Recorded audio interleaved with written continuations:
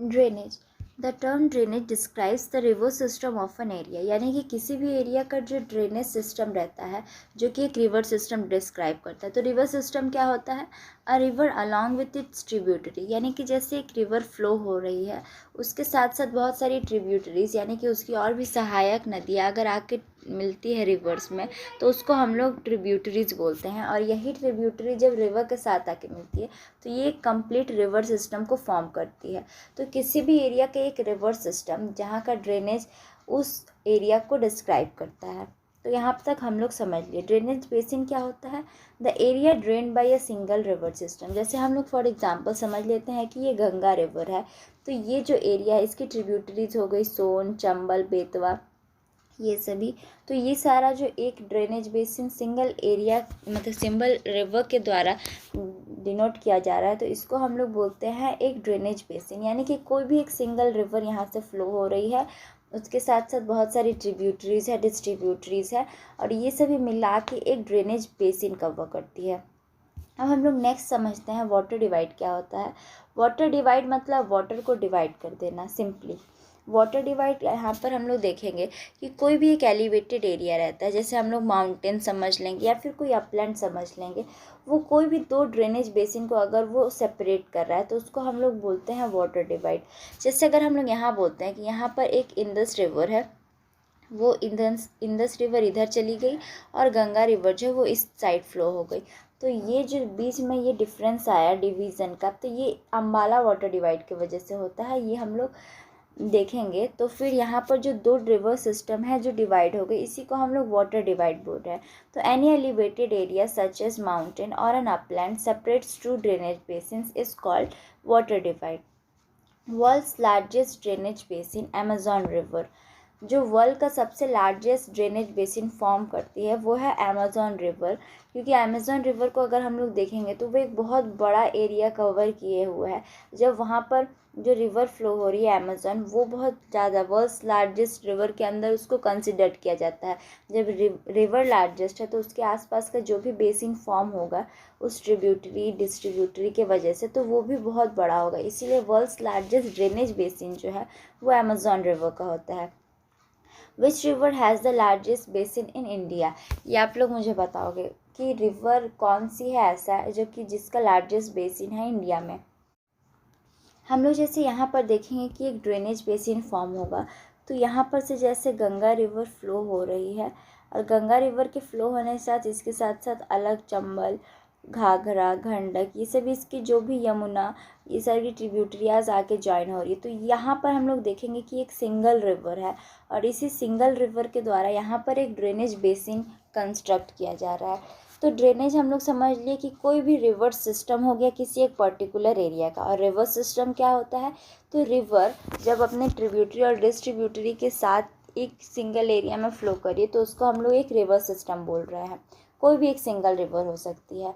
तो यहाँ पर जैसे एक ड्रेनेज बेसिन यहाँ फॉर्म हो गया। फिर हम लोग अगर यहाँ पर देखेंगे तो जैसे यहाँ पर से इंदस रिवर की सारी ट्रिब्यूटरीज झेलम, चेनाब, रावी, सतलज, ब्यास, ये सारी फ्लो हो रही है और इधर पाकिस्तान में जाके फिर ड्रेन आउट हो जाएंगी सब। तो यहाँ पर हम लोग देखेंगे कि ये एक दूसरे ड्रेनेज बेसिन हो गया। तो ऐसे करके जितना भी ड्रेनेज बेसिन रहता है वो डिवाइड हो जाता है। यहाँ पर ड्रेनेज बेसिन का मतलब क्या हो गया कि कोई भी एक सिंगल रिवर जो है वो किसी भी एरिया को ड्रेन कर रही है, उसको हम लोग यहाँ पर ड्रेनेज बेसिन के अंदर समझते हैं। ड्रेनेज सिस्टम ऑफ इंडिया, यानी कि अब हम लोग देखते हैं कि इंडिया के अंदर जो ड्रेनेज सिस्टम है वो किन किन बेसिस पे है। तो यहाँ पर हम लोग देखते हैं the Indian rivers are divided into two major groups. जो इंडिया में रिवर्स है मेनली टू मेजर ग्रुप्स में डिवाइडेड है। सबसे पहले तो हिमालयन रिवर्स और सेकंड नंबर पर पेनिसुलर रिवर्स। क्यों ऐसा हो रहा है कि जब हम लोग इंडिया का बात करते हैं तो हम लोग ने बेसिकली ब्रॉड डिवीज़न किया हुआ है दो कैटेगरीज में, जिसे समझते हैं कि ये इंडिया है।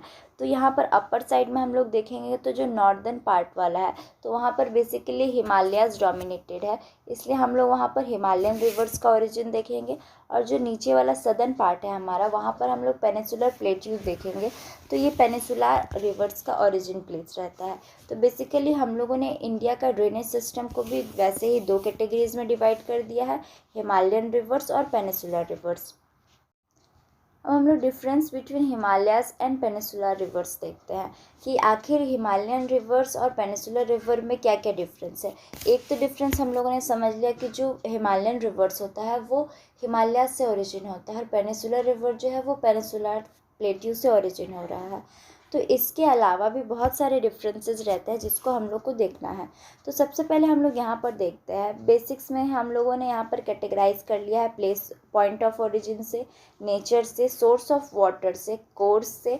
कोर्स का मतलब होता है रास्ता, ड्रेन सेंस मतलब वो रिवर कहाँ पर जाके गिर रही है, और भी बहुत सारे अदर फीचर्स देखेंगे और एग्जाम्पल देखेंगे। तो स्टार्ट करते हैं सबसे पहले हिमालयन रिवर से। तो हिमालयन रिवर में देखेंगे प्लेस ऑफ ओरिजिन क्या है, तो हिमालयाज़ एंड ग्लेशियर्स। बेसिकली ये बहुत कॉमन सी बात है कि जैसे हम लोग हिमालयाज़ का बात करते हैं तो हिमालयाज़ जो है वो बहुत ज़्यादा हाइट पे है, तो ज़्यादा हाइट होने की वजह से वहाँ पर ग्लेशियर का जो है फॉर्मेशन हम लोग को देखने को मिलता है। ऐसे हम लोग को पता है 165 मीटर ऊपर जाने पर 1 डिग्री सेल्सियस डिक्रीज़ होने लगता है, और हिमालयाज़ का हाइट बहुत ज़्यादा है इसलिए वहाँ पर ग्लेशियर फॉर्मेशन हो रहा है। इसलिए जो भी रिवर्स जो है वो हिमालय से निकल रही है तो उनका जो मतलब ज़्यादातर उनको पानी तो ग्लेशियर से ही मिलता है। इसी कारण ये रिवर्स जो रहती है ये पेरिनियल रहती है, यानी कि इनमें साल भर पानी रहता है, क्योंकि ग्लेशियर्स है, ग्लेशियर एक बार जम जाता है उसके बाद वहाँ पर से वो धीरे धीरे पिघलते रहता है। तो अगर हम लोग ये पेनिसुलर रिवर्स का बात करते हैं तो इनका जो ओरिजिन पॉइंट रहता है वो या तो वेस्टर्न घाट्स रहता है या तो सेंट्रल हाईलैंड रहता है। इसके पहले वाले चैप्टर में हम लोगों ने समझा था, तो यहाँ पर उसको रिकॉल कर लेंगे। जैसे ये इंडिया का पेनिसुलर पार्ट है तो यहाँ पर हम लोगों को वेस्टर्न घाट्स देखने को मिले थे, और इसके ऊपर वाला एरिया में यहाँ पर हम लोगों ने सेंट्रल हाईलैंड्स को देखा था। तो यहाँ जो रिवर्स ओरिजिन होती है पेनिसुलर रिवर्स जो रहती हैं वो बेसिकली या तो वेस्टर्न घाट से ओरिजिन होती है या तो सेंट्रल हाईलैंड से निकलती है। यहाँ पर जो भी रिवर्स रहती है वो सीजनल रहती है। सीजनल कैसे रहती है, मतलब यहाँ पर ये बेसिकली रेनफॉल पे डिपेंडेंट करती है। अगर हम लोग सोर्स ऑफ वाटर देखते हैं तो रेनफॉल है, क्योंकि यहाँ पर तो ग्लेशियर्स का बनने का कोई फ़ायदा मतलब संभावना ही नहीं है, क्योंकि यहाँ पर हाइट बहुत कम रहता है। तो इसीलिए यहाँ पर की जो भी रिवर्स रहती है वो रेनफॉल पर डिपेंडेंट रहती है, जिस कारण से ये सीजनल हो जाती है। वहीं अगर हम लोग हिमालयन रिवर्स का बात करते हैं तो ये रेनफॉल पे भी डिपेंडेंट रहती है और ग्लेशियर्स पे भी डिपेंडेंट रहती है। अब हम लोग देखते हैं कि हिमालयन रिवर और पेनिसुलर रिवर्स का रास्ता कैसा है, यानी कि कोर्स कैसा है। तो Himalayan reverse have long courses. Long course कैसे है कि वो लोग पूरे हिमालय से ओरिजिन होके आ रही हैं, और देखेंगे तो पूरा बे ऑफ बंगाल तक एकदम बहुत लंबा रास्ता उन लोगों को देखना पड़ता है। performs erosional activities and carry huge loads of silt and sand। तो जो हिमालयन रिवर्स रहती है उनका रास्ता बहुत लंबा रहता है, और जब वो वहाँ से निकलती है तो उनका स्लोप भी बहुत हाई रहता है, क्योंकि हिमालयाज़ का हाइट ज़्यादा है तो वहाँ से जो भी रिवर्स आ रही है बहुत स्पीड से आती है। तो जिसकी वजह से क्या होता है, बहुत सारा इरोजनल एक्टिविटीज़ होने लगता है, यानी कि बहुत सारा तोड़ फोड़ वो अपना रास्ता में करते हुए आती हैं, और उसके साथ जितने भी सेडिमेंट्स रहते हैं, सिल्ट रहते हैं, वो सब को अपने साथ कैरी करके लेके आती हैं हिमालयन रिवर्स। वहीं अगर हम लोग पेनिसुलर रिवर्स का बात करते हैं तो they have short courses with shallower courses, मतलब उनका जो रास्ता रहता है वो छोटा रहता है। हम लोग बेसिकली देखेंगे तो कोई कोई रिवर्स 1000 या फिर 850 ऐसे करके मतलब रहती हैं, और इससे भी कम में रहती हैं, और शैलोअर कोर्स रहता है, यानी कि ज़्यादा गहराई में ये रिवर्स नहीं अपना बना पाती हैं, क्योंकि यहाँ पर हम लोग देखेंगे कि स्लोप कम रहता है। स्लोप कम होने की वजह से रिवर जो है वो ज़्यादा अंदर तक नहीं जा पाती है। वहीं अगर हम लोग हिमालयन रिवर्स का बात करते हैं तो वो बहुत ऊपर से और स्पीड से आ रही है, जिसकी वजह से क्या होता है कि वो बहुत ज़्यादा अंदर तक चल जाती है, यानी गहराई तक चल जाती है।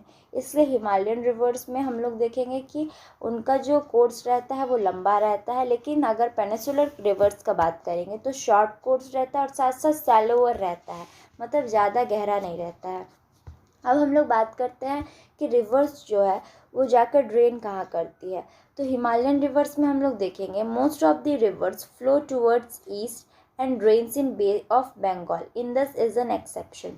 अगर हम लोग बात करते हैं हिमालयन रिवर्स का तो बहुत सारी रिवर्स जो है मोस्ट ऑफ दी बोला जा रहा है, सारी नहीं, यानी मोस्ट ऑफ द मतलब अगर ऐसा देखा जाए तो लगभग सारी रिवर्स जो रहती है वो बे ऑफ बंगाल में ड्रेन करती है और ईस्ट के साइड फ्लो करती है। लेकिन इंडस इसमें एक एक्सेप्शन है, क्योंकि इंडस जो है वो वेस्ट के साइड फ्लो कर जाती है। ऐसा क्यों हो रहा है? तो अभी मैंने बताया था कि जो हिमालयन रिवर्स है उसमें जो गंगा है वो इधर जब फ्लो करती है तो यहाँ पर बीच में एक अम्बाला वाटर डिवाइड रहता है, जिसके कारण क्या है, गंगा जो है वो ईस्ट के साइड फ्लो कर जाती है और जो हमारी इंदस है वो वेस्टवर्ड फ्लो कर जाती है अम्बाला वाटर डिवाइड की वजह से। इसलिए इंदस को एक एज एन एक्सेप्शन रखा गया है। अगर हम लोग अब पेनिसुलर रिवर्स का देखते हैं, most of the rivers flow towards east and drains in Bay of Bengal. तो यहाँ पर भी हम लोग देखेंगे तो ज़्यादातर सारी रिवर्स जो रहती है वो ईस्टवर्ड फ्लो करती है और बे ऑफ बंगाल में ड्रेन आउट कर रही है। लेकिन नर्मदा और तापी जो है इसमें एक एक्सेप्शन है, और नर्मदा और तापी जो है वो हम लोगों को यहाँ पर देखने को मिलेगा, वो वेस्ट साइड में फ्लो करी और अरेबियन सी में ड्रेन आउट होती है। इसका भी रीज़न है, जैसे यहाँ नर्मदा और तापी फ्लो करी है तो इसके ऊपर हम लोग देखेंगे ऊपर और नीचे बहुत सारे माउंटेन से कवर है, जिसकी वजह से रिवर यहाँ पर मूव नहीं कर पाती है और उनके पास और कोई ऑप्शन नहीं रहता, इसलिए वो लोग वेस्टवर्ड ही फ्लो करना पड़ता है और अरेबियन सी में जाके वो लोग ड्रेन आउट हो जाते हैं। तो अगर हम लोग पेनिसुलर रिवर्स का बात कर रहे हैं तो यहाँ पर भी एक एक्सेप्शन है, कौन सी? तो नर्मदा और तापी हो गई। अब हम लोग अदर फीचर्स देखते हैं यहाँ पर। तो हिमालयन रिवर्स जो है form flood plains, oxbow lakes and meanders and delta. जो हिमालयन रिवर्स रहती है, अभी हम लोगों ने देखा कि बहुत सारा इरोजनल एक्टिविटीज़ होता है जिसमें से वो अलग अलग फीचर्स बनाती है, जैसे कि फ्लड प्लेन बन रहा है। फ्लड प्लेन क्या होता है कि जब रिवर यहाँ से फ़्लो हो रही है, मान लेते हैं ये रिवर है, रिवर का ये नॉर्मल रास्ता है कि रिवर यहीं से फ़्लो करेगी, लेकिन जब फ्लड आने लगता है यानी कि जब रिवर के अंदर पानी बढ़ जाता है तो हम लोग को क्या देखने मिलता है कि रिवर इस साइड भी फैलने लगती है और यहाँ भी फ़्लो करने लगती है, तो जिसकी वजह से फर्टाइल एक प्लेन बन जाता है और इसको हम लोग अलूवियम का डिपॉजिट भी बोल सकते हैं। तो ये वाला जो रास्ता हो जाता है, ये पूरा रिवर का पूरा रास्ता हो गया, इसी को हम लोग फ्लड प्लेन्स बोलते हैं। इसी के साथ साथ अगर हम लोग देखें तो रिवर जो रहती है ऑक्सबो लेक्स बनाती है और मिएंडर्स बनाती है। ऑक्सबो लेक और मिएंडर क्या होता है? तो जैसे अगर हम लोग देखेंगे कि एक रिवर जब ट्विस्ट एंड टर्न लेके ऐसे फ्लो करने लगती है तो इसको हम लोग मिएंडर बोलते हैं, और यही मिएंडर मतलब एक फिक्स रास्ता है रिवर का ऐसे फ्लो करने का। लेकिन इन फ्यूचर कभी होता ऐसा है कि जब पानी बढ़ जाता है रिवर का तो रिवर वहाँ से छोड़ के अब ऐसे फ्लो करने लगेगी, तो यानी रिवर का रास्ता अब ऐसा हो जाएगा और ये वाला जो पार्ट रहता है ये यहाँ से कट जाता है, तो ये एक ऑक्स के बो लाइक शेप बन जाता है, जिसको हम लोग ऑक्सबो लेक के नाम से जानते हैं। इसी के साथ साथ अब एक और इरोजनल एक्टिविटी होता है और रिवर डेल्टा फॉर्म करती है। तो डेल्टा क्या होता है कि जब रिवर फ्लो हो रही है और फिर बहुत सारी डिस्ट्रीब्यूटरीज में बंटने लगती है और बहुत सारा एक फिंगर लाइक प्रोजेक्शन बनता है, तो इसको हम लोग डेल्टा बोलते हैं। यानी कि जो डेल्टा रहता है वो फिंगर लाइक प्रोजेक्शन है, मेनली जब रिवर का स्पीड कम हो जाता है। तो हिमालयन रिवर्स ये सारे फीचर्स बनाती है। वहीं हम लोग अगर पेनिसुलर रिवर्स का बात करते हैं तो ईस्चुरीज फॉर्म करती है। ईस्चुरी क्या होता है कि जैसे हम लोग देखेंगे कि एक रिवर है नॉर्मल, वो फ्लो कर रही है और वो फ्लो करने के बाद जब डेल्टा नहीं बनाती है तो डायरेक्ट रिवर फॉल कर जाती है ओशन या सी में, तो उस टाइम में एस्चुरी बनता है। जैसे हम लोग देखेंगे नर्मदा और तापी का एग्जाम्पल, तो वो लोग एस्चुरीज बनाती है, क्योंकि जैसे हम लोग यहाँ देखेंगे नर्मदा और तापी फ्लो हो रही है, यहाँ पर वो लोग को पता है कि सी है, तो वहाँ पर तो ऊपर नीचे सब जगह पर हम लोग देखेंगे माउंटेन्स रहता है, तो रिवर को फैलने का जगह नहीं मिलता और वो डायरेक्टली डंप कर लेती है कहाँ पर? अरेबियन सी में। तो इस टाइप का जब कंडीशन फॉर्म होता है तो उसको हम लोग एस्चुरी बोलते हैं, और इस टाइम में जितने भी सिल्ट सेडिमेंट्स अगर वो लोग के पास होते हैं तो डायरेक्टली वो लोग सी में डंप आउट कर देती है।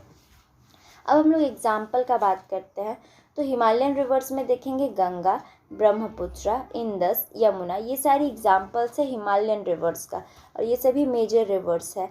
और हम लोग अगर पेनिसुलर रिवर्स में देखेंगे तो नर्मदा, गोदावरी, कृष्णा एंड कावेरी एट्सेट्रा। तो पेनिसुलर रिवर्स में ये सारे एग्जाम्पल हो गए, नर्मदा, गोदावरी, कृष्णा एंड कावेरी। तो बेसिकली ये डिफरेंस था हिमालयन रिवर्स और पेनिसुलर रिवर्स के बीच का। हम लोग नेक्स्ट मूव करते हैं अपने चैप्टर की तरफ और देखते हैं कि हिमालयन रिवर्स को एक एक करके पढ़ते हैं कि हिमालयन रिवर्स में बेसिकली क्या क्या यहाँ पर हम लोग को दिया हुआ है। तो हम लोगों ने हिमालयन रिवर और पेनिनसुलर रिवर का क्लासिफिकेशन देख लिया कि वो दोनों में मेजर क्या डिफरेंस है।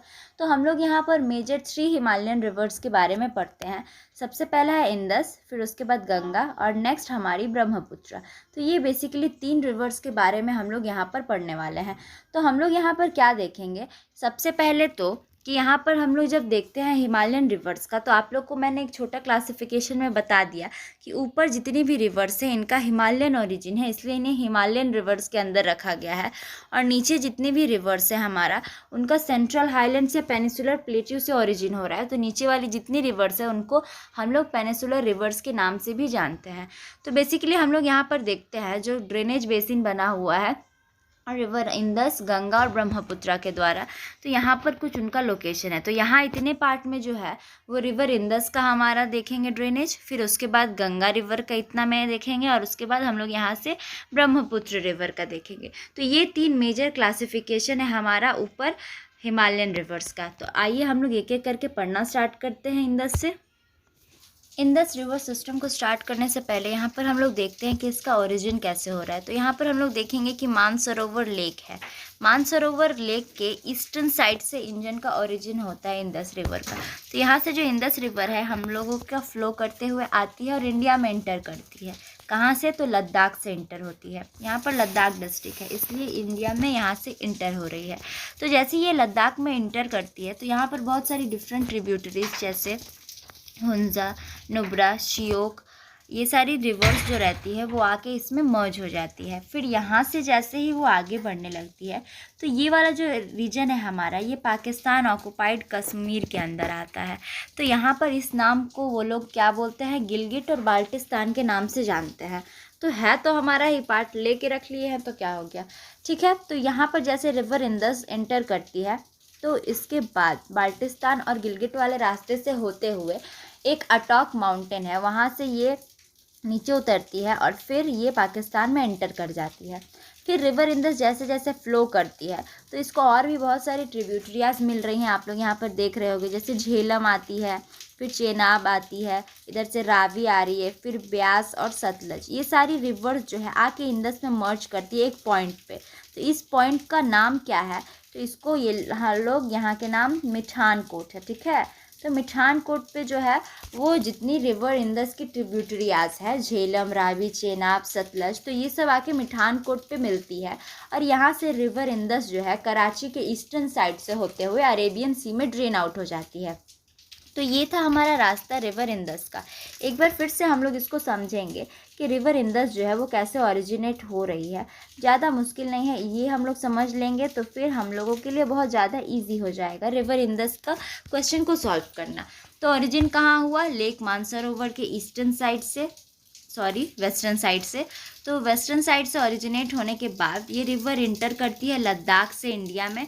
जैसे ही ये लद्दाख में आती है तो बहुत सारी डिफरेंट ट्रिब्यूटरीज मिलती है छोटी छोटी, जो कि ग्लेशियर ओरिजिनेटेड है, जैसे हुंजा, फिर से श्योक, नुब्रा, ये सारी रिवर्स जैसे इसमें मिल जाती है। फिर इंदस जो है वो ये गिल्टिस बाल्टिस्तान वाले रीजन से होते हुए पाकिस्तान को इंटर कर जाती है। फिर यहाँ पर बहुत सारी डिफरेंट ट्रिब्यूटरीज हमारी इंदस में, झेलम, चेनाब, रावी, सतलज, ब्यास, ये सब मर्ज होती है। और ये आके मिलती कहाँ पर है, तो मिठान कोट पे मर्ज होती है। फिर इसके बाद रिवर इंदस जो है वो अरेबियन सी के होते हुए, मतलब अरेबियन सी में ड्रेन आउट हो जाती है कराची के ईस्टर्न साइड से। तो ये था इंदस का रास्ता। अब चलते हैं अपने बुक के तरफ। Indus river system. तो रिवर सिस्टम क्या होता है ये मैंने आप लोग को बता दिया है कि जब भी कोई एक रिवर फ्लो कर रही है उसके साथ उसकी जितनी भी ट्रिब्यूटरीज आके ज्वाइन करिए, रिवर और उसकी ट्रिब्यूटरीज को मिलाकर एक रिवर सिस्टम बनता है। तो यहाँ पर इंदस है, तो इंदस की रिवर सिस्टम में हम लोग देखेंगे कि उनकी कौन कौन सी ट्रिब्यूटरीज है, जैसे झेलम, चेनाब, रावी, ये सब के बारे में हम लोग देखेंगे कि ये सब मतलब जो भी ट्रिब्यूटरीज है ये आके कहाँ मिल रही हैं, कहाँ से ओरिजिनेट हुई है इंदस, वो सब हम लोग यहाँ पर देखते हैं। तो सबसे पहले स्टार्ट करते हैं इंदस के ओरिजिन से। तो तिब्बत में लेक मानसरोवर है, वहाँ से इंदस जो है वो ओरिजिन होती है। आप लोग को मानसरोवर लेक याद रखना होगा, क्योंकि ये बहुत इंपॉर्टेंट है, क्योंकि ये एक वाटर डिवाइड की तरह काम कर रहा है। आगे मैं आपको बताऊंगी कि ये जो लेक मानसरोवर है इसके वेस्टर्न साइड से इंदस फ्लो हो गई है और ईस्टर्न साइड से ब्रह्मपुत्र फ्लो हो गई है। इसी के वजह से ये एक वाटर डिवाइड की तरह काम करता है। वाटर डिवाइड याद करना, मैंने क्या बताया था कि कोई भी एलिवेटेड एरिया हो गया या फिर माउंटेन हो गया, अपलैंड हो गया, जिसके वजह से क्या होता है, ड्रो ड्रेनेज बेसिन सेपरेट हो जाता है।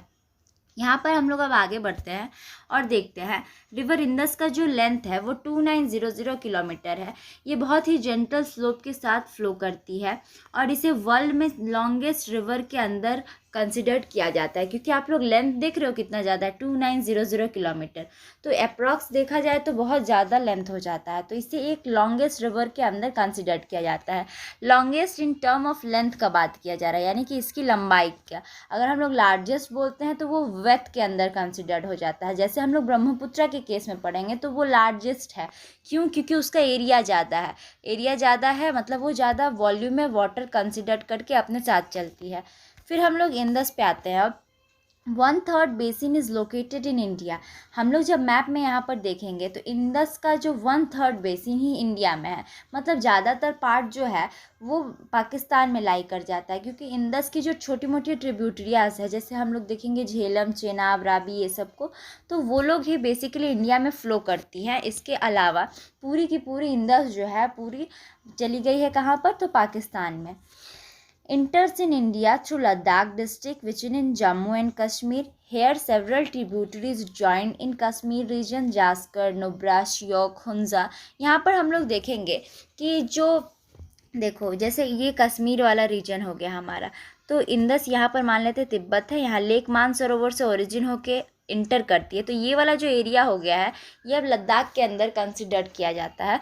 तो यहाँ पर लद्दाख डिस्ट्रिक्ट से इंटर होती है मतलब हमारी तिब्बत में से इंदस, ठीक है। तो फिर यहाँ पर जैसे वो एंटर करती है तो यहाँ पर बहुत सारी अलग अलग छोटी मोटी जितनी भी ट्रिब्यूटरीज रहती है जो कि ग्लेशियर ओरिजिनेटेड है, क्योंकि हम लोग वो जानते हैं कि हिमालयन रिवर्स जो रहती है मेनली ग्लेशियर ओरिजिनेटेड ही रहती है। तो यहाँ पर बहुत सारी ट्रिब्यूटरीज इसको ज्वाइन करती है। जैसे हम लोग देखेंगे श्योक हो गई, जास्कर हो गई, नुब्रा हो गई, हुंजा हो गई, ये सभी रिवर के साथ जब ये मर्ज हो जाती है इंदस के साथ, फिर ये इंदस गिलगिट बाल्टिस्तान वाले रीजन में होते हुए माउंटेन है वहाँ पर एक अटॉक, वहाँ पर से गुजरती है। देखो गिलगिट बाल्टिस्तान वाला जो रीजन है वो अभी हमारा इंडिया में ही है, लेकिन उसमें पाकिस्तान ऑक्युपाइड कश्मीर वाला जो रीजन है ना उसके अंदर आ जाता है। तो ये वाला मान लेते हैं पाकिस्तान ऑक्युपाइड कश्मीर वाला है, तो यही गिलगिट बाल्टिस्तान वाला रीजन के अंदर ही आता है। तो यहाँ से जब रिवर इंदस हमारी फ़्लो करती है तो इसके बाद ये माउंटेन अटॉक से होके वो फिर चली जाती है कहाँ, पाकिस्तान के तरफ। फिर जब पाकिस्तान में वो जाती है तो यहाँ पर बहुत सारी अलग अलग ट्रिब्यूटरीज आके ज्वाइन करती है इंदस को, जैसे सतलज हो गया, ब्यास हो गया, रावी हो गया, चेनाब हो गया और झेलम हो गया। तो ये 5 रिवर्स आके यहाँ पर मिलती है, जिसके वजह से पंजाब वाला हम लोग ने जानते हैं कि पंजाब पूरे प्लेन को बोला जाता है। तो यहाँ पर क्योंकि बेसिकली अगर देखा जाए तो ज़्यादातर एरिया पंजाब का हमारा बहुत बड़ा था। पंजाब उस टाइम में पार्टीशन के बाद तो आधा से ज़्यादा पंजाब चला गया है पाकिस्तान वाले में, तो इसीलिए 5 रिवर्स जहाँ पर मिलती है उनका संगम होता है, तो उस एरिया को हम लोग पंजाब बोलते थे। तो ये थोड़ा हट के हो गया, आप लोगों ने चैप्टर में पढ़ा था पिछले चैप्टर में। तो यहाँ पर जितनी भी ट्रिब्यूटरीज आती है वो मिठान कोट के पास मिलती है जो कि पाकिस्तान में है। तो इसके बाद क्या होता है, रिवर इंदस फॉल कर जाती है अरेबियन सी में कराची के ईस्ट साइड से। तो ये था इंदस का हमारा रास्ता, यानी कि इंदस कैसे कैसे जाती है। आई होप आप लोग को समझ में आ रहा होगा। चलिए अब आगे चलते हैं। अब रिवर गंगा का ओरिजिन का बात करते हैं। तो यहाँ पर ये गंगोत्री ग्लेशियर से ओरिजिनेट होती है। इसके बाद जैसे ये फर्दर मूव करती है तो इसमें यमुना रिवर आके मिलती है इलाहाबाद में।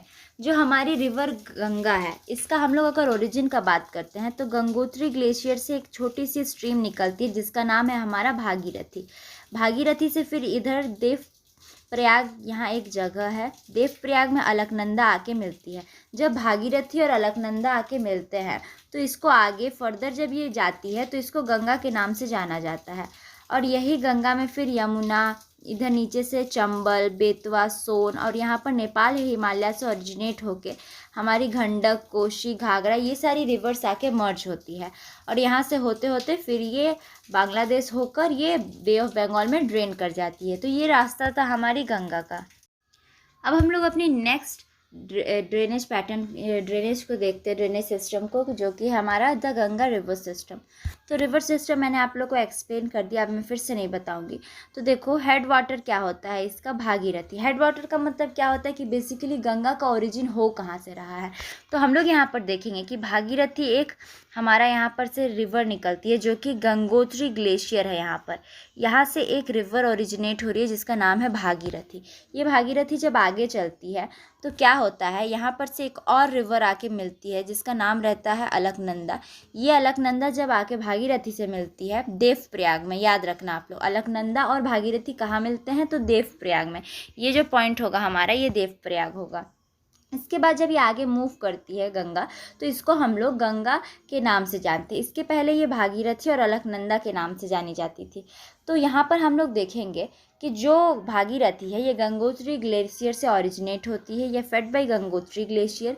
टोटल जो लेंथ है हमारी गंगा रिवर का वो 2500 किलोमीटर है। आप लोग देख रहे हो कितनी बड़ी बड़ी रिवर्स है ये सब।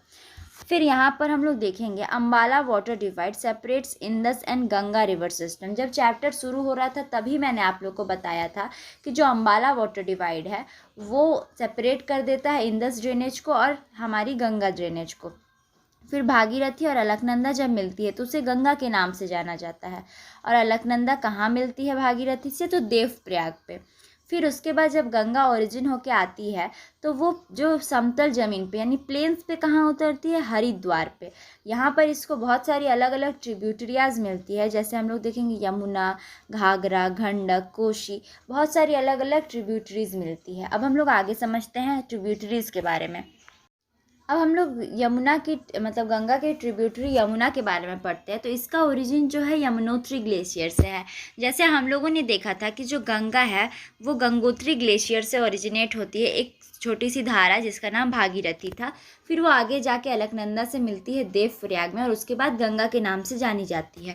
वैसे यमुना का हम लोग अगर बात करते हैं तो यहाँ पर यमुनोत्री ग्लेशियर्स है, उससे यमुना का ओरिजिन होता है और ये जैसे बह के आती है तो ये गंगा के एकदम पैरेलल चलती है। जैसे यहाँ से गंगा चल रही है तो एकदम पैरेलल आके यहाँ पर से यमुना चलेगी हमारी।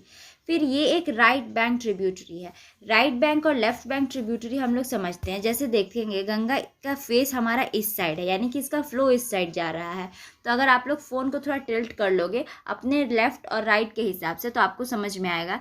ये गंगा का लेफ़्ट साइड हो गया और ये गंगा का राइट साइड हो गया। तो आप लोग देखोगे कि जिस तरह से गंगा यहाँ से फ्लो कर रही है तो इधर लेफ़्ट हो गया और इधर राइट हो गया। तो जो यमुना है हमारी वो एक राइट बैंक ट्रिब्यूटरी, क्योंकि ये राइट साइड से मूव होती है। तो ये हम लोग ध्यान रखेंगे। गंगा से यमुना कहाँ मिलती है, तो इलाहाबाद में मिलती है। ये एक शॉर्ट क्वेश्चन में आ सकता है इसलिए मैंने यहाँ पर लिख दिया है। तो देखेंगे हमारी यमुना का हो गया इतना ही सा था, मीट कहाँ करती है, तो इलाहाबाद में करती है। अब हम लोग नेक्स्ट ट्रिब्यूटरी की तरफ मूव करते हैं। नेक्स्ट हमारी जो ट्रिब्यूटरीज है गंगा का वो है घाघरा, गंडक और कोशी। तो हम लोग इसकी ओरिजिन अगर देखते हैं तो नेपाल हिमालय से ओरिजिनेट होती है। नेपाल हिमालय से ओरिजिनेट होते हैं तो ये हमारा पूरा नॉर्दर्न साइड को एकदम फ्लड से मतलब भर देती है, क्योंकि देखो ये रिवर्स है जो कि हिमालयन से ओरिजिनेटेड हो रही, तो ज़्यादातर ये लोग ग्लेशियर ओरिजिनेटेड है। और फिर अगर कभी हम लोग को रेनफॉल हो जाता है तो इसमें फ्लड आने के चांसेस बहुत ज़्यादा बढ़ जाते हैं। तो फ्लड आने की वजह से क्या होता है, लाइफ और प्रॉपर्टी को बहुत ज़्यादा डैमेज होता है, लेकिन वो उसी टाइम पे सॉइल को इनरिच कर देती है। ऐसा कैसे हो सकता है, जैसे आप लोग समझो कि जैसे कोई भी एरिया है वहाँ पर अगर पूरा फ्लड आ गया है, ठीक है, तो जो हिमालयन ओरिजिनेटेड ये हमारी रिवर्स है तो अपने साथ बहुत सारे सेडिमेंट्स लेके आएंगी, सिल्ट लेके आएंगी, जितना भी फाइन पार्टिकल्स है सॉइल का वो सब ऊपर से ये तोड़ते हुए लेके आ रही हैं। तो अब ये जो भी रूट से होके गुजरेंगी तो वहाँ पर तो ये लोग डिपॉजिट कर देंगे। तो इसी की वजह से क्या हो जाता है, नॉर्दर्न प्लेन्स बहुत ज़्यादा फर्टाइल हो जाता है हमारा। आप लोग जानते ही होंगे कि हमारा नॉर्दर्न प्लेन बहुत ज़्यादा फर्टाइल है, यहाँ पर अलूवियम डिपॉजिट रहता है। कहाँ से आया ये अलूवियम डिपॉजिट, तो रिवर्स की वजह से आया, क्योंकि ये सॉइल को इनरिच कर देती है। भले ही लाइफ और प्रॉपर्टी को डैमेज करती है, क्योंकि फ्लड आ रहा है तो भाई डैमेज तो होगा ही। तो इसीलिए उसी के साथ साथ क्या होता है कि सॉइल को भी इनरिचमेंट ये बनाए रखती है। अब हम लोग नेक्स्ट ट्रिब्यूटरी की तरफ मूव करते हैं, तो वो है चंबल, सोन और Betwa. Come from peninsular Uplands. देखो ये तीनों जो ऐसी ट्रिब्यूटरीज है जो कि हमारा पेनिसुलर अपलैंड से यानी कि पेनिसुलर रिवर्स है, ये तीनों रिवर, तो ये वहाँ से ओरिजिनेट होकर आके गंगा में मर्ज हो रही है। जैसे ये गंगा रिवर हमारी फ्लो करी है, तो चंबल, सोन, बेतवा इधर से आके मर्ज हो जाती है कहाँ पर, गंगा में। तो ये जो है पेनिसुलर ओरिजिनेटेड रिवर्स है। Rise from semi arid region.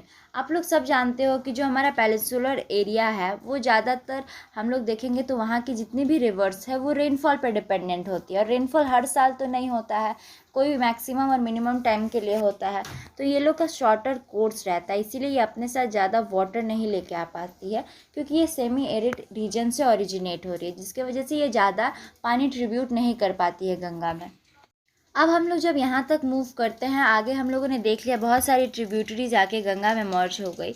जैसे इधर से हम लोग ने देखा राइट बैंक ट्रिब्यूटरी यमुना हो गई, फिर इधर से चंबल, सोन और बेतवा आके मर्ज हो रही है, फिर ऊपर से गंडक, कोसी, नेपाल, हिमालय से ओरिजिनेट हो रही है। तो ऐसे करके गंगा अब आगे मूव करती है। तो गंगा मूव करते हुए जैसे देखेंगे हम लोग उत्तराखंड, फिर से बिहार, वेस्ट बंगाल में होते हुए आती है। फिर जैसे ये वेस्ट बंगाल में पहुंचती है तो यहाँ पर से रिवर का 2 पार्ट में डिवीज़न हो जाता है। हम एक आपको ओवरव्यू दे देते, तो यहाँ पर मान लेते हैं हम लोग बांग्लादेश है, तो यहाँ से गंगा रिवर जो है 2 पार्ट्स में डिवाइड हो जाती है। तो एक मेन स्ट्रीम जो है वो वेस्ट बंगाल में रह जाती है, और एक स्ट्रीम जो है वो मूव करके कहाँ चली जाती है, बांग्लादेश में। इसको आगे हम लोग डिटेल में पढ़ेंगे।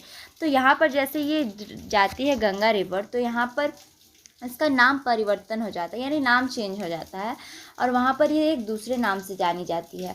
ठीक है, तो फिर यहाँ पर हम लोग देखेंगे कि उसके बाद सुंदरबन डेल्टा फॉर्म करती है। कौन? तो ब्रह्मपुत्र जब आके मिलती है गंगा के साथ, तो यहाँ पर एक सुंदरबन नाम का डेल्टा फॉर्म होता है। डेल्टा मैंने आप लोग को बता दिया, एक फिंगर लाइन प्रोजेक्शन रहता है। जब रिवर का स्लोप बहुत ज़्यादा कम हो जाता है तो वो अपने आप को बहुत सारी डिस्ट्रीब्यूटरीज में डिवाइड कर देती है।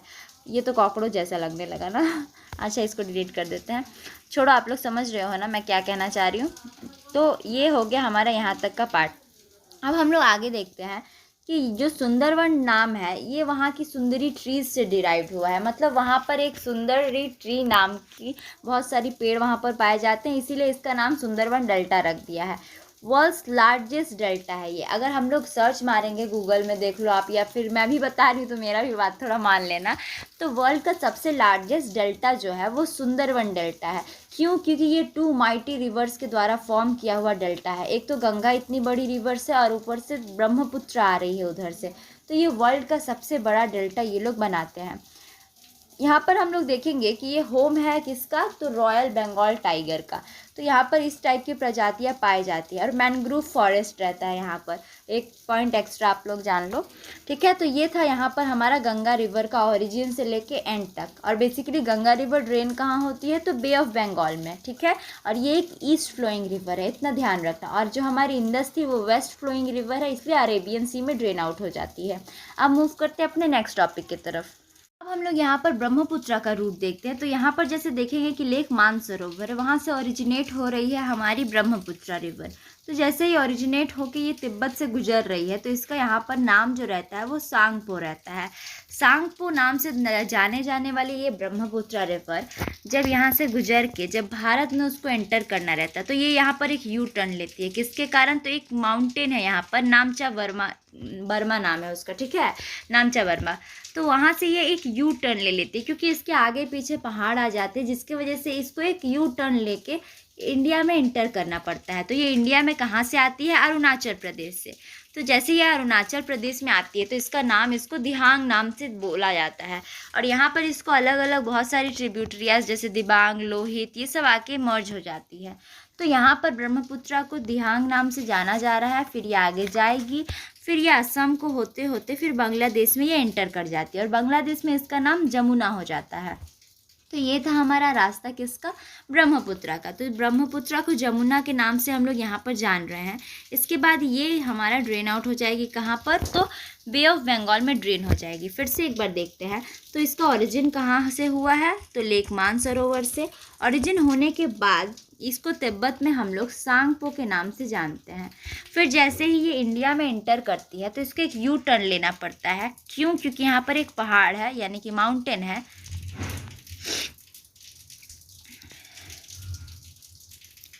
यहाँ एक माउंटेन है नामचा वर्मा नाम का, तो उसकी वजह से इसको एक यू टर्न लेना पड़ रहा है। यू टर्न लेते हुए वो अरुणाचल प्रदेश से इंटर करती है इंडिया में, जहाँ पर इसका नाम चेंज हो जाता है और इसको यहाँ पर दिहांग के नाम से जाना जा रहा है। फिर अलग जो भी हमारी ट्रिब्यूटरीज हैं जैसे कि दिबांग हो गया, लोहित हो गया, उसको यहाँ पर ज्वाइन कर लेती है।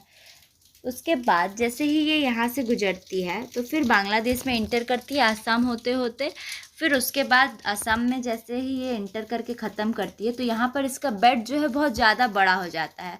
किसके वजह से? क्योंकि यहाँ पर देख रहे हैं हम लोग कि मेघालय है जहाँ पर बहुत ज़्यादा बारिश होती है, जिसकी वजह से इसका रिवर बेड बड़ा हो जाता है और यहाँ पर ये वर्ल्ड्स लार्जेस्ट रिवराइन आइलैंड बनाती है। फिर इसके बाद ये बांग्लादेश होते होते बे ऑफ बंगाल में ड्रेन कर जाती है। The Brahmaputra river system. तो अब हम लोग पढ़ने वाले हैं अपने थर्ड हिमालयन रिवर को, जो कि है ब्रह्मपुत्र हमारी। तो इसका हम लोग ओरिजिन देखते हैं। तो इसका जो ओरिजिन है तिब्बत से ही होता है, ईस्ट ऑफ मानसरोवर लेक से। हम लोगों ने देखा था कि मानसरोवर के वेस्ट से जो है वो इंदस का ओरिजिन हुआ है और ईस्टर्न साइड से ब्रह्मपुत्र रिवर ओरिजिनेट होती है। स्लाइटली लॉन्गर देन इंदस, ये इंदस से थोड़ी सी बड़ी है यानी लंबी है, ठीक है, लेंथ वाइज हम लोग बात कर रहे हैं। लेकिन ओरिजिन आप लोग देख रहे हो ईस्ट और वेस्ट से हो रहा है, किसके? मानसरोवर से। तो मानसरोवर वाटर डिवाइड हो गया यहाँ पर हमारा। Flows eastward parallel to Himalaya. जैसे हम लोग यहाँ पर देखेंगे एक तो हिमालयाज है, ठीक है, हिमालयाज के ही पैरेलल फ्लो करके हमारी जो ब्रह्मपुत्र रिवर्स है वो वहाँ से उतरती है। Most of its course lie outside India. देखो ना, इंदस का ज़्यादातर पार्ट हमारा इंडिया में था, ना ब्रह्मपुत्रा का ज़्यादातर पार्ट इंडिया में, क्योंकि ये दोनों रिवर्स ऐसी है जो कि बाहर ही फ्लो करती है। तो ब्रह्मपुत्रा का बात करते हैं तो ये चाइना से फ्लो होते होते हमारे तक आती है। और अगर इंदस का बात करते हैं तो वो तो आप लोगों ने देख लिया पाकिस्तान में ही है ज़्यादा से ज़्यादा। तो इसके बाद हम लोग देखेंगे कि नामचा बरवा ये कहाँ है, तो अरुणाचल प्रदेश में है। जैसे ही वो नामचा बरवा के पास पहुँचती है तो यहाँ से ये यू टर्न ले लेती है। एक माउंटेन है जिसका नाम है नामचा बर्मा। जैसे ये तिब्बत से रिवर आती है तो यहाँ से यू टर्न ले लेती है। क्यों? क्योंकि यहाँ पर उसको मुड़ने का रास्ता नहीं है, दोनों साइड पहाड़ है, तो इसीलिए इसको यू टर्न लेना पड़ता है। और ये अरुणाचल प्रदेश से होते हुए इंडिया के अंदर एंटर कर जाती है। जैसे ही ये अरुणाचल प्रदेश में आती है सबका मनमानी चलने लगता है। वो बोल देता है कि हम ब्रह्मपुत्रा नाम से नहीं बोलेंगे, हम दिहांग नाम से बोलेंगे। तो यहाँ पर ब्रह्मपुत्रा का नाम क्या हो जाता है? दिहांग हो जाता है। फिर यहाँ पर बहुत सारी ट्रिब्यूटरीज ज्वाइन कर लेती है, जैसे दिबांग हो गया, लोहित हो गया। तो ये सारी ट्रिब्यूटरीज आके ज्वाइन करती है। फिर ब्रह्मपुत्रा हमारी आसाम से होते होते फिर उसके बाद बांग्लादेश में इंटर कर जाती है। और जैसे बांग्लादेश में इंटर करती है तो यहाँ इसको जमुना के नाम से जाना जाता है। और जब ये तिब्बत में थी तो इसको हम लोग सांगपो के नाम से जानते थे। देखो, अपना देश अपनी मर्जी, जिस नाम से बुलाओ, रिवर का पानी तो वही है, ठीक है। तो ऐसा केस चल रहा था। तो इसके बाद जैसे ही देखो यहाँ पर अब जमुना रिवर से बांग्लादेश में जाना जाने लगा ब्रह्मपुत्रा को। तो मैंने आप लोग को आगे बताया था क्या हुआ था कि जैसे इधर से आएगी हमारी ब्रह्मपुत्रा और फिर गंगा से मिलके ये दोनों को डेल्टा बनाती है, सुंदरबन डेल्टा। हम लोग को ब्रह्मपुत्रा का देखना है तो तिब्बत में और इंडिया के कंटेक्स्ट में हम लोग यहाँ पर जान लेते हैं कि क्या हो रहा है। तो देखो, इन तिब्बत में अगर हम लोग बात करते हैं, river carries a smaller volume of water and less salt because it is cold and dry area. जो तिब्बत वाला रीजन है वो सूखा हुआ है और थोड़ा ठंडा जगह है। तो यहाँ पर क्या होता है कि जो रिवर यहाँ से फ्लो करती है हमारी ब्रह्मपुत्रा, तिब्बत में किस नाम से जाना जा रहा था? आप लोग जल्दी से मुझे बताओगे? मैं आइडिया दे देती हूँ, थोड़ा सा हिंट। टी से नाम था लेकिन उसको बोलते कुछ और है, ठीक है। तो आप लोग जल्दी से कमेंट करके बताओ मुझे कि किस नाम से जाना जाता है तिब्बत में ब्रह्मपुत्र रिवर को। तो हम लोग यहाँ पर देखेंगे कि बहुत स्मॉलर वॉल्यूम ऑफ वाटर लेके ब्रह्मपुत्रा आती है यहाँ से, क्योंकि ये बहुत ड्राई एरिया है और एकदम कोल्ड वाला एरिया है, ठंडा जगह है। तो यहाँ पर उतना ज़्यादा पानी नहीं ये लेके आती है। लेकिन जब ये इंडिया में इंटर करती है और ये बहुत ज़्यादा हाई रेनफॉल वाले एरिया से गुजरती है। कैसे? तो बताओ आप लोग मुझे। मेघालय, याद आया? मेघालय में बहुत ज़्यादा बारिश होती है ना। तो जैसे ही वो वहाँ से गुजरती है तो क्या होता है, इसका रिवर का जो बेड रहता है ये चौड़ा हो जाता है, यानी इसमें बहुत ज़्यादा पानी इंटर हो जाता है, जिसकी वजह से क्या होता है, इसका साइज़ इंक्रीज़ हो जाता है। और आप लोग देखोगे साइज़ इंक्रीज़ होने के वजह से ये वर्ल्ड का लार्जेस्ट एक रिवराइन आइलैंड बनाती है जिसका नाम मजूली है। याद आया कुछ? पिछले चैप्टर में पढ़ा था हम लोगों ने। तो वर्ल्ड का लार्जेस्ट रिवराइन आइलैंड बनाती है हमारी ब्रह्मपुत्र रिवर। रिवराइन आइलैंड क्या होगा? रिवर के बीच में आइलैंड ठीक है, इतना आप लोग समझो। तो रिवराइन आइलैंड सबसे बड़ा बनता है कहाँ पर? तो मजूली नाम है उसका। ये ब्रह्मपुत्र रिवर के द्वारा बनाया जाता है। अब हम लोग अपने दूसरे क्लासिफिकेशन यानी कि द पेनिसुलर रिवर्स को पढ़ने वाले हैं। तो यहाँ पर हम लोग देखते हैं पेनिसुलर रिवर्स का पहले एक बेसिक आइडिया हम लोग समझते हैं कि पेनिसुलर रिवर्स में मेनली जो रिवर ओरिजिनेट हो रही है उनका हम लोगों ने एग्जाम्पल देख लिया था, तो वो सारी रिवर्स को हम लोग यहाँ कवर करेंगे। Water divide in peninsular India is formed by the western Ghats. तो हम लोग देखेंगे कि जो पेनिसुलर रिवर्स है तो उनका वाटर डिवाइड का काम वेस्टर्न घाट्स करते हैं। जैसे हम लोग यहाँ पर देखेंगे कि इंडिया के इधर वेस्टर्न साइड में यहाँ पर हम लोगों को वेस्टर्न घाट्स देखने को मिलते हैं। वेस्टर्न घाट्स की वजह से क्या होता है कि जितनी भी ईस्ट फ्लोइंग रिवर्स है वो ईस्ट की तरफ फ्लो कर जाती है, जैसे गोदावरी, कृष्णा, कावेरी, ये सारी रिवर्स। और फिर दो रिवर्स है मेनली, जैसे कि हम लोग देखेंगे नर्मदा यहाँ से ओरिजिन होके वो वेस्टवर्ड साइड आ जाती है, फिर से तापी रिवर जो है वो भी ओरिजिन होके वेस्टवर्ड साइड आ जाती है। तो इसका रीज़न क्या है मेनली? तो ये जो वेस्टर्न घाट यहाँ पर खड़ा है तो ये मेनली एक वाटर डिवाइड की तरह यूज़ होता है। यहाँ पर हम लोग देखेंगे मेजर रिवर्स जो कि पेनिसुलर रिवर्स के अंदर आती हैं वो कौन कौन सी है? तो महानदी, गोदावरी, कृष्णा और कावेरी, ये सभी रिवर्स जो है ये वेस्टर्न घाट्स को मतलब डिवाइड कर देती है और मेनली यही पेनिसुलर रिवर्स के अंदर कंसिडर की जाती है क्योंकि ये मेजर रिवर्स है। इसके अलावा भी बहुत सारी रिवर्स ऐसी हैं छोटी छोटी, जैसे हम लोग देखेंगे भारतपुजा देखेंगे, पेरियार रिवर देखेंगे, ये सारी जो रिवर्स है ये भी पेनिसुलर रिवर्स के अंदर आती है, लेकिन उनका साइज़ जो रहता है, लेंथ जो रहता है वो छोटा रहता है, इसी के लिए हम लोग उसको ज़्यादा कंसिडर नहीं करते हैं। तो मेनली हम लोग यहाँ पर ये सारी रिवर्स के बारे में पढ़ने वाले हैं। महानदी, गोदावरी, कृष्णा और कावेरी जो रिवर्स है ये ईस्टवर्ड फ्लो करती है और डेल्टास बनाती है। जो कावेरी कृष्णा का हम लोग अगर यहाँ पर देखेंगे मैप पॉइंटिंग में तो फिर वहाँ पर हम लोग जो रिवर देखेंगे ये ईस्ट फ्लोइंग रहती है, यानी कि ये ओरिजिन होती है और ईस्ट की तरफ मूव करती है और बे ऑफ बंगाल में ड्रेन आउट कर जाती है। हम लोग यहाँ देखेंगे जैसे गोदावरी यहाँ से ओरिजिन होकर निकल जाएगी, फिर उसके बाद कृष्णा रिवर निकल जाएगी, फिर नीचे में कावेरी रिवर निकल जाएगी। इस तरह से यहाँ पर जितनी भी रिवर्स रहती है ये ईस्टवर्ड फ्लोइंग है। फिर वहीं हम लोग देखते हैं कि एक एक्सेप्शन है नर्मदा और तापी का, तो ये वेस्टवर्ड फ्लो करती है, तो यहाँ से जो है ये वेस्ट की तरफ यहाँ पर चल जाती है। आप लोग का मन में एक क्वेश्चन आ रहा होगा कि जैसे हमारा जो पेनिसुलर प्लेट्यू का स्लोप है वो तो ईस्टर्न साइड इधर टिल्टेड है, इसीलिए सारी रिवर ईस्टवर्ड फ्लो कर रही है, लेकिन नर्मदा और तापी का ऐसा क्या रीज़न है जिसके वजह से ये इधर वेस्टवर्ड फ्लो कर रही है? तो इसका हम लोग आंसर आगे पढ़ेंगे। तो अभी आप लोग बस इतना जान के रखो कि ये सारी जो रिवर्स है नर्मदा और तापी, ये दो ऐसी रिवर्स है जो कि वेस्टवर्ड फ्लोइंग है और ये एस्चुरीज बनाती हैं। एस्चुरीज क्या होता है? तो देखो डेल्टा मैंने आप लोग को बताया कि जब एक सिंगल रिवर यहाँ से फ्लो कर रही है तो वो न्यूमरस डिस्ट्रीब्यूटरीज में डिवाइड हो जाती है और एक फिंगर लाइक प्रोजेक्शन बनाती है, तो इसको हम लोग डेल्टास बोलते हैं। लेकिन जब रिवर डेल्टा नहीं बना रही है तो वो एस्चुरी फॉर्म करती है। मतलब क्या होता है कि आसपास में हम लोग देखेंगे कि माउंटेन कवर है जिसके वजह से रिवर जो है वो डायरेक्टली डंप कर जाती है ओशन में या सी में, जिसके वजह से उनको फैलने का मौका नहीं मिलता है और इस कंडीशन में यहाँ पर एस्चुरीज का फॉर्मेशन हम लोग को देखने को मिलता है। अब मूव करते हैं नेक्स्ट टॉपिक की तरफ और एक एक करके पेनिसुलर रिवर्स को पढ़ना स्टार्ट करते हैं हम लोग। द नर्मदा बेसिन, तो फर्स्ट हमारी जो रिवर है पेनिसुलर इंडिया की वो है नर्मदा। तो नर्मदा का ओरिजिन हम लोग देखेंगे कि यहाँ पर मध्य प्रदेश में यहाँ पर अमरकंटक हिल्स है, यहाँ से इसका ओरिजिन होता है नर्मदा का और ये फिर अरेबियन सी में यहाँ पर ड्रेन आउट हो जाती है। तो अरेबियन सी में ड्रेन आउट हो रही है। अब आप लोग सोचोगे कि जैसे हम लोगों ने तो बोला कि जितनी भी पेनिसुलर रिवर्स रहती है ये रेनफॉल पे मेनली डिपेंडेंट रहती है, तो यहाँ पर तो हम लोग को कोई ऐसा सोर्स नहीं दिख रहा है जहाँ से नर्मदा का ओरिजिन हो रहा है। तो आखिर नर्मदा का ओरिजिन हम लोग कैसे देखेंगे यहाँ पर? तो यहाँ पर बेसिकली क्या है, अमरकंटक हिल्स जो है वो एक स्पॉन्ज प्लेट्यू है। स्पॉन्ज प्लेट्यू क्या होता है? तो जैसे प्लेट्यू आप लोग समझते हो टेबल लैंड स्ट्रक्चर रहता है, यानी ऊपर से फ्लैट रहता है। ये स्पॉन्ज लाइक है, यानी कि इसके बीच बीच में हम लोग देखेंगे तो बहुत सारे गैप्स हैं, जिसकी वजह से क्या होता है जब बारिश का पानी इस पर गिरता है तो रिवर के अंदर यहाँ पर पेनिट्रेट कर जाता है जितना भी वाटर रहता है, और फिर रिवर यहाँ से फिर धीरे धीरे एक पतली पतली स्ट्रीम से यहाँ पर ओरिजिन होती है। तो स्पॉन्ज का काम क्या रहता है? वो बेसिकली पानी को एब्जॉर्ब कर लेता है अंदर तक, और जब आप उसको स्क्वीज़ करोगे तो उसमें से पानी निकलने लगता है। तो वही कुछ खासियत है यहाँ पर स्पॉन्ज प्लेट्यू की, जिसके वजह से नर्मदा का ओरिजिन हम लोग को देखने को मिलता है। मिलता है। तो हम लोग देखेंगे कि जैसे नर्मदा यहाँ से गुजरती है तो बहुत सारे पिक्चर्स की लोकेशन बनाती है। जैसे हम लोग देखेंगे कि धुआंधार फॉल्स बनाती है वो, मतलब ये फ़ोटो वगैरह खिंचाने के लिए, सेल्फी लेने के लिए आप लोग के लिए बहुत काम का है, ज़्यादा अंदर मत चले जाना, डूब जाओगे जाके। तो ऐसे करके बहुत सारे यहाँ पर पिक्चर्स की लोकेशन बनता है।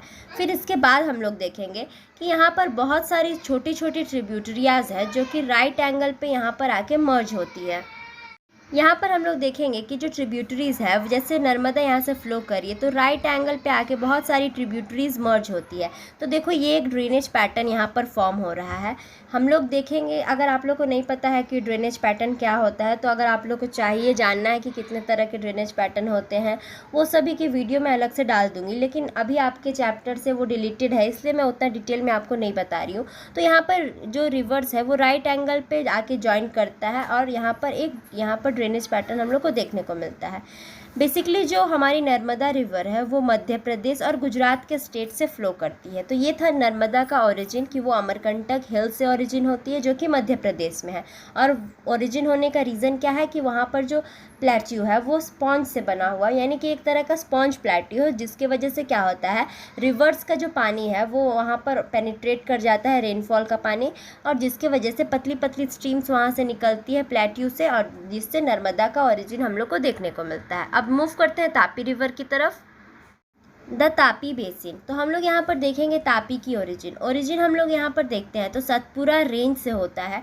यहाँ पर हम लोग देखेंगे कि देखो जैसे नर्मदा यहाँ पर फ्लो हो रही है तो यहाँ पर हम लोग देखेंगे कि एक ऊपर माउंटेन है जिसका नाम क्या है, हमारा सतपुरा, और नीचे में एक माउंटेन है जिसका नाम है विंध्यास, और इसके नीचे से तापी रिवर फ्लो कर रही है। तो देखो क्या होता है ना, एस्टुरीज कैसे फॉर्म हो रहा है और वेस्ट इनका जाने का रीज़न क्या होता है मेन, कि जो देखो ऊपर भी एक माउंटेन रेंज है, नीचे भी एक माउंटेन रेंज है, और इसके नीचे भी हम लोग देखेंगे तापी के नीचे भी एक और माउंटेन रेंज है। तो इसके वजह से क्या होता है कि नर्मदा के पास और तापी के पास कोई ऑप्शन नहीं बचता है, जिसके वजह से इनको वेस्ट की तरफ फ्लो करना पड़ता है।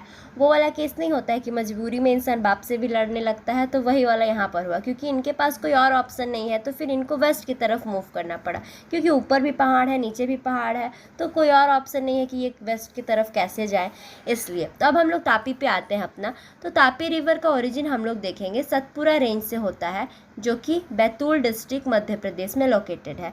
तो यहाँ से इसका ओरिजिन हो रहा है, एकदम ये नर्मदा के पैरेलल फ्लो करेगी। आप लोग देखो जैसे ऊपर में यहाँ नर्मदा रिवर फ्लो कर रही है और इसी के नीचे में तापी रिवर है, लेकिन इसका जो लेंथ रहता है वो नर्मदा से थोड़ा छोटा है, क्योंकि नर्मदा यहाँ पर अमरकंटक हिल से ओरिजिन हो रही है और तापी यहाँ पर बैतूल डिस्ट्रिक्ट सतपुरा रेंज से हो रही है, तो इसका जो साइज़ है वो थोड़ा सा छोटा रहता है।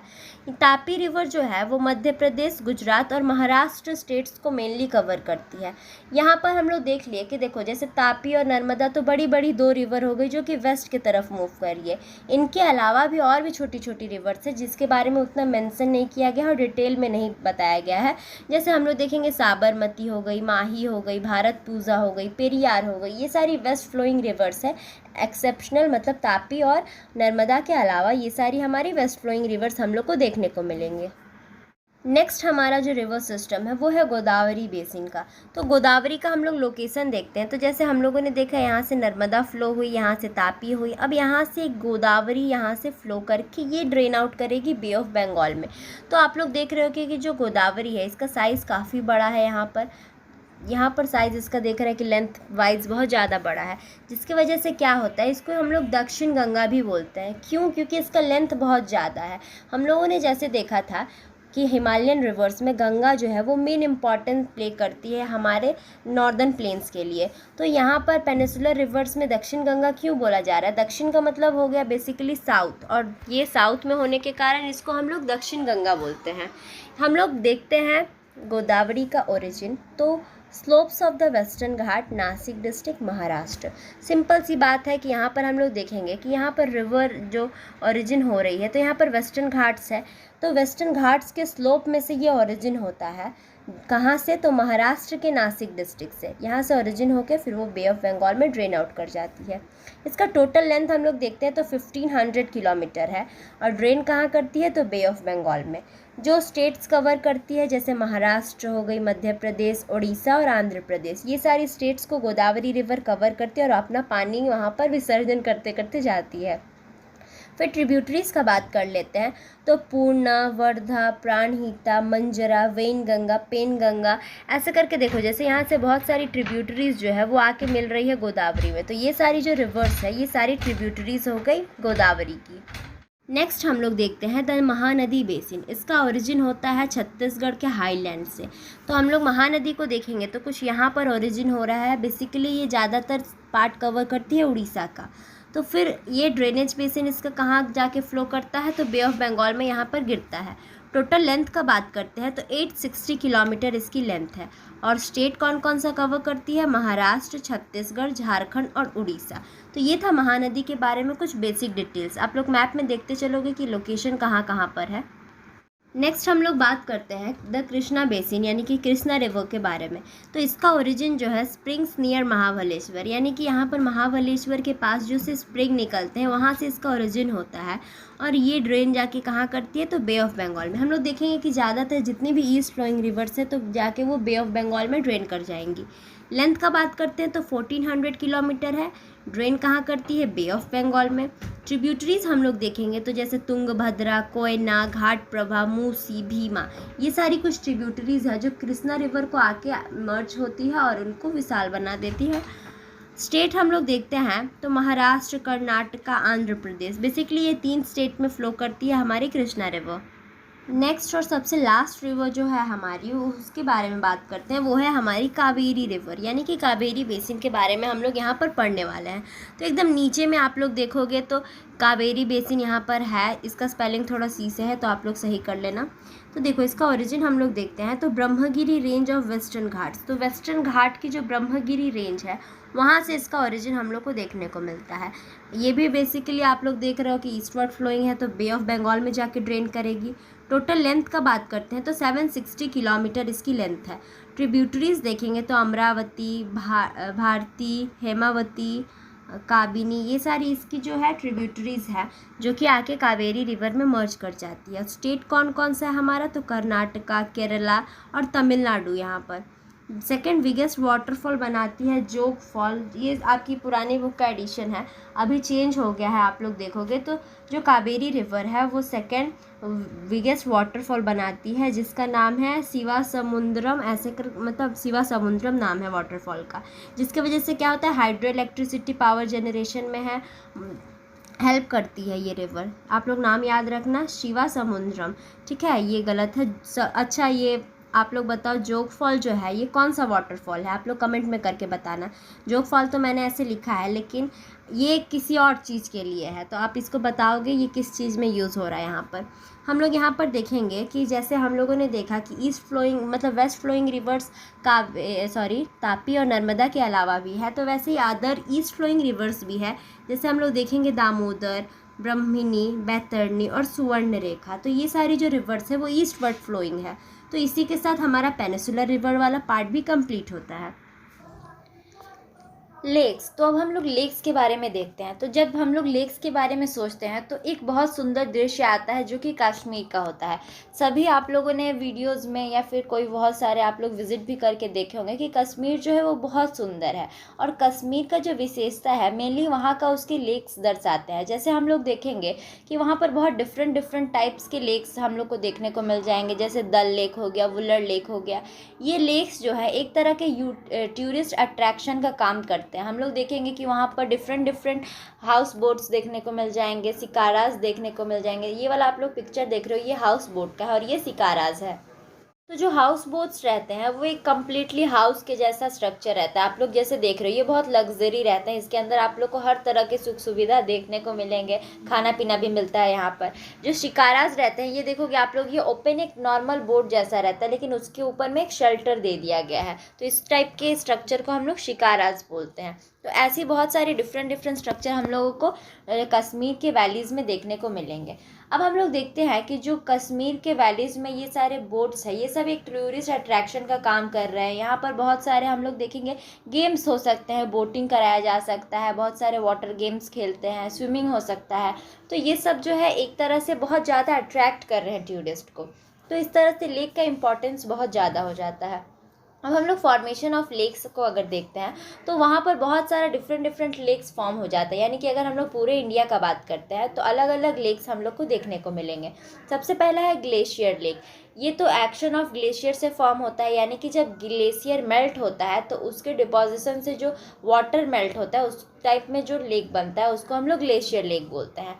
नेक्स्ट है ऑक्सबो लेक। ऑक्सबो लेक तो आप लोग को सबको पता है, शुरू से पढ़ते आ रहे हो कि जब रिवर ऐसे ट्विस्ट और टर्न्स लेती है तो एक मिएंडर बनाती है, और ये मिएंडर जब अपना रास्ता चेंज कर लेता है, यानी कि जैसे अब ये यहाँ से फ्लो कर रहा है, यहाँ से चेंज करके अब मान लो ये इधर से फ्लो करने लगता है, ये जो वाटर रिवर है, एक मिनट कलर चेंज करके आपको बताते हैं हम लोग।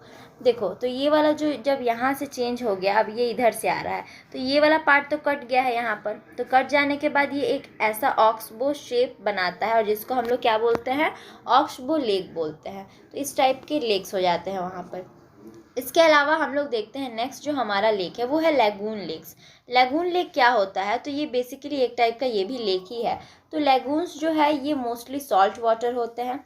ये देखो जैसे हम लोग मानते हैं कि यहाँ पर एक वाटर फ्लो हो रहा है, ठीक है, ये हमारा मेन ओशियन है, ठीक, ये ओशियन से अगर सेपरेट हो जाते हैं, यहाँ पर सल्ट का डिपोजिशन जब हम लोग को देखने को मिलता है तो यहाँ पर एक सेपरेट होके एक थोड़ा सा इम्पाउंडमेंट बन जाता है, और इस टाइम में जो लेक्स बनते हैं उसको हम लोग लैगून लेक्स बोलते हैं। इसके एग्जाम्पल देखेंगे तो चिलिका लेक हो गया, पुलिकत लेक हो गया, ये सारे लैगून लेक्स के एग्जाम्पल हैं। हम लोग यहाँ पर लेगून्स लेक को अगर देखते हैं तो देखो जैसे आप लोग यहाँ पर देख रहे होगे थोड़ा सा सिल्ट यहाँ पर डिपॉजिट हो गया है, तो इस सिल्ट के डिपॉजिशन से क्या हो रहा है, ये हमारा जो ओशियन वाला पार्ट है ये इधर सेपरेट हो गया है और यहाँ पर एक लेक कंस्ट्रक्ट हो गया है। इस टाइप के लेक्स को हम लोग क्या बोलते हैं, लेगून्स बोलते हैं। नेक्स्ट हम लोग देखते हैं इनलैंड ड्रेनेज को।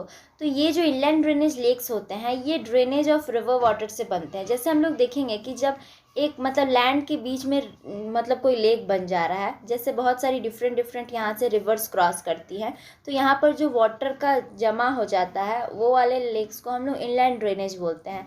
जैसे कि हम लोग देखेंगे ये ज़्यादातर सॉल्ट वाटर होते हैं। अब आप लोग सोच रहे होगे कि अगर ये रिवर से आ रही है तो सॉल्ट वाटर कैसे हो जाती है, तो देखो रिवर जो रहती है मतलब हर चीज़ में नमक रहता है। आप लोग एक चीज़ देखना, जब आप लोग मतलब रिवर फ्लो कर रही है वाटर से तो वहाँ पर भी सॉल्ट का क्वांटिटी है बहुत सारा, तो उसकी वजह से क्या होता है रिवर के पानी में सॉल्ट आ जाता है और ये यहाँ से जब क्रॉस करती है तो यहाँ पर सॉल्ट डिपॉजिट हो जाता है। तो सांभर लेक इसका एक एग्जाम्पल है। फिर फ्रेश वाटर लेक्स होते हैं जो कि सीजनल होते हैं ज़्यादातर, हम लोग अगर देखेंगे तो ये डिपेंड होते हैं रेनफॉल के वाटर पर। तो ये थे लेक्स के कुछ types. Role of rivers in the economy. तो अब हम लोग देखते हैं कि रिवर जो है वो हमारी इकोनॉमी में कैसे हेल्प करती है। देखो जो रिवर्स रहती है उसका इम्पोर्टेंस हम लोग के हिस्ट्री के टाइम तक है। जैसे हम लोग देखेंगे कि जो रिवर है मतलब बेसिकली एक वाटर का मेन सोर्स होता है, तो वहाँ से हम लोग क्या देखते हैं कि जितने भी एंशियंट टाइम से अगर देखते हैं तो जितने भी सिविलाइजेशंस हैं रिवर बैंक के अलॉन्ग ही इस्टेब्लिश हुए हैं। जैसे अगर हम लोग बात करते हैं इंडस वैली का तो वो इंडस रिवर के पास है, अगर मेसोपोटामियन रिवर का बात करते हैं तो वो यूफ्रेटस और टिग्रस रिवर के पास है। तो इस तरह से हम लोग देखेंगे वर्ल्ड के जितने भी मोस्ट इम्पॉर्टेंट सिविलाइजेशन है वो रिवर बैंक के ही अलॉन्ग बसे हुए हैं। आप लोग यहाँ देख रहे होगे जो रिवर है वो बहुत सारे मतलब काम के लिए यूज़ हो सकता है। जैसे यहाँ पर आप लोग देख रहे होगे एग्रीकल्चर हो रहा है, यहाँ पर एग्रीकल्चर हो रहा है, यहाँ दूर दूर में बहुत सारे सेटलमेंट्स बसे हुए हैं। तो इस तरह से रिवर के अलॉन्ग जो है वो बहुत सारा अलग अलग सिविलाइजेशन यहाँ पर बस गया है और यहाँ से रिवर फ्लो हो रही है। तो इस तरह से हम लोग देखेंगे कि रिवर जो है वो एंशिएंट टाइम से बहुत सारे सेटलर्स को अट्रैक्ट करती है कि अपने रिवर बैंक पे आके बसने के लिए। इसके अलावा इरिगेशन हो गया, नेविगेशन हो गया, ये हाइडल पावर जनरेशन हो गया, ये सभी काम के लिए हम लोग रिवर को यूज़ कर सकते हैं। और India as a agrarian country है, यहाँ पर ज़्यादातर जो पॉपुलेशन है वो एग्रीकल्चर पे बेस्ड है। तो रिवर का होना बहुत ज़्यादा इम्पॉर्टेंट है क्योंकि देखो रिवर के अलॉन्ग हम लोग डैम कंस्ट्रक्ट कर लेते हैं, उससे हाइडल पावर का जनरेशन हो रहा है। और एग्रीकल्चर के लिए हम लोग को वाटर सप्लाई चाहिए जिससे हम लोग इरिगेशन, ड्रिप इरिगेशन, बहुत सारे अलग अलग फैसिलिटीज़ को यूज़ करके रिवर के वाटर को यूज़ करते हैं। लास्ट टॉपिक है हमारा रिवर पॉल्यूशन का। तो हम लोग यहाँ पर देखेंगे कि जो हमारी आज की रिवर्स है वो बहुत ज़्यादा पॉल्यूटेड हो गई हैं। इसका जो मेन रीज़न है वो इंडस्ट्रियल, डोमेस्टिक, म्यूनसिपल और एग्रीकल्चर डिमांड का इंक्रीज़ होना है। इंडस्ट्रियल कैसे, जैसे हम लोग जानते हैं कि जो इंडस्ट्री से वेस्ट निकलते हैं वो डायरेक्टली डंप आउट होते हैं कहाँ पर, तो रिवर्स में डंप होते हैं।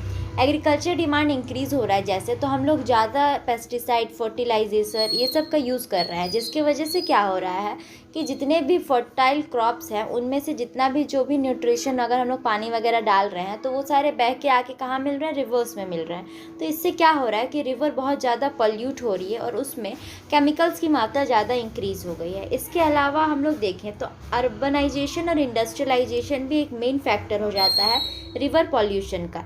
जैसे आप लोग यहाँ देख रहे होंगे कि जितने भी मतलब पॉल्यूशन है वो डायरेक्टली कहाँ डंप हो रहे हैं, रिवर्स में, जो कि वाटर पॉल्यूट कर रहे हैं हमारा। अनट्रीटेड सीवेज जो है वो आगे कहाँ गिर रहा है, तो रिवर में। तो ये सब जो कारण है हमारे रिवर्स को और ज़्यादा पॉल्यूट करते हैं। देखो जैसे हमारी जो रिवर्स है उनके पास एक सेल्फ क्लिनजिंग कैपेसिटी होती है कि वो अपना पानी को खुद से मतलब क्लीन कर सकते हैं। तो लेकिन आखिर कब तक, आप लोग यहाँ पर देखोगे कि गंगा के पास भी एक एग्जाम्पल हम लोग देखते हैं, तो वो अपने एरिया के 20 किलोमीटर तक का जितना भी डंप किया हुआ सीवेज है या फिर जितना भी केमिकल्स वगैरह उसको एसिमिलेट कर सकती है। लेकिन 20 किलोमीटर के बाद क्या, सिर्फ गंगा हम लोग बात करें तो 20 किलोमीटर तक तो नहीं है, और भी बड़ी है। तो इसके वजह से क्या हो रहा है, सेल्फ क्लिनजिंग कैपेसिटी जो है वो भी रिड्यूस हो रही है। एग्जाम्पल आप लोग समझ सकते हो, जैसे आप लोग के मुंह में 2 गोलगप्पे पहले से हैं और आपको एक तीसरा डालना है, ठीक है, तो आप खुद नहीं ना कर सकते हो, इसीलिए क्या होता है कि रिवर्स का भी वही सेम हाल है। तो जैसे हम लोग देख रहे हैं कि रिवर पॉल्यूट हो रहा है, इसके अलावा हम लोग देखेंगे तो NRCP यानी कि नेशनल रिवर कंजर्वेशन प्रोग्राम चलाया गया है, जिसके अंदर गंगा को क्लीन करने के लिए गैप यानी कि गंगा एक्शन प्लान बनाया गया है। ये फ़ेज़ 1 हुआ, फ़ेज़ 2 हुआ। गंगा को क्लीन करने के लिए ऐसे बहुत सारे इनिशिएटिव हमारी गवर्नमेंट ले रही है, लेकिन सिर्फ गवर्नमेंट के अप्रिशिएट करने से तो नहीं होगा। हम लोगों का भी ये फ़र्ज़ बनता है कि हम लोग अपनी रिवर्स को क्लीन करें, जो भी इंडस्ट्रियल एफ्लुएंस है वो सबको ना मतलब डंप करें डायरेक्टली। ये सब हो गया। इसी के साथ हमारा चैप्टर कंप्लीट होता है। आई होप आप लोगों को चैप्टर समझ में आया होगा।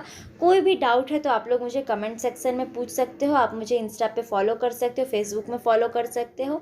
थैंक यू सो मच आप लोगों को देखने के लिए इस चैप्टर को।